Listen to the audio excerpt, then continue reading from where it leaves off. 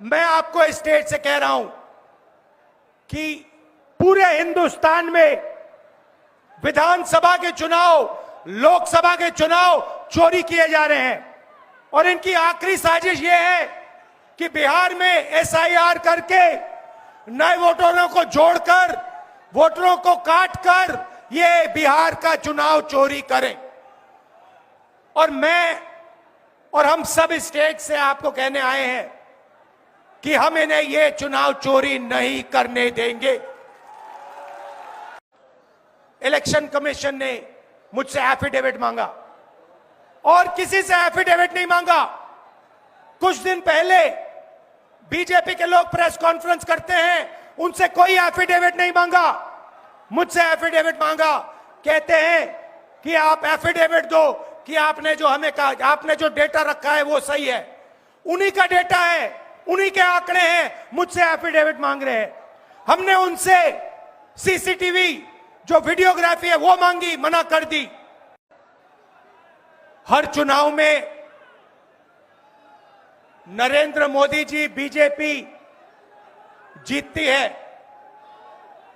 जहां भी देखो चुनाव होता है ये जीतते हैं। महाराष्ट्र में सारे के सारे जो ओपिनियन पोल्स थे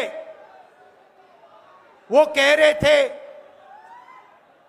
कि इंडिया गठबंधन महाराष्ट्र में चुनाव जीतेगा।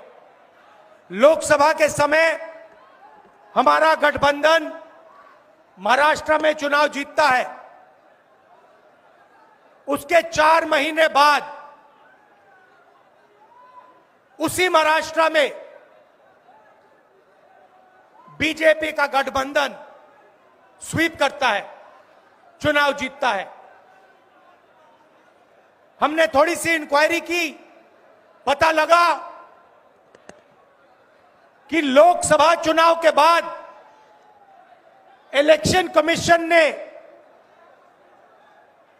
महाराष्ट्र में जादू से 1 करोड़ नए वोटर पैदा कर दिए।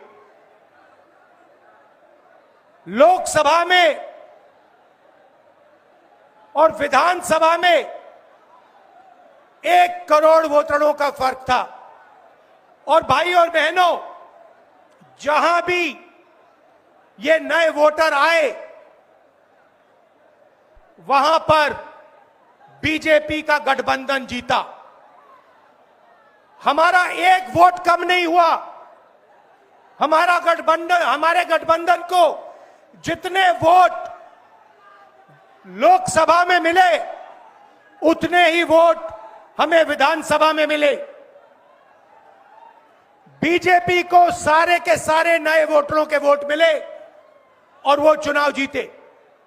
हमने शिकायत की, इलेक्शन कमीशन से कहा, उनको कहा हमें वीडियोग्राफी दिखाओ। इलेक्शन कमीशन ने मना कर दिया। उसके बाद हमने इंक्वायरी शुरू की।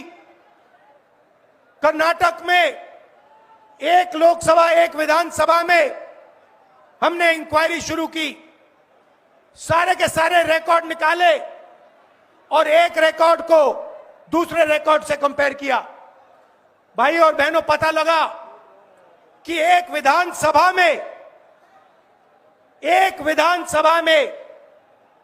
1 लाख से ज्यादा वोट चोरी हुए और इन वोटों के कारण लोकसभा की सीट कर्नाटक में बीजेपी जीती।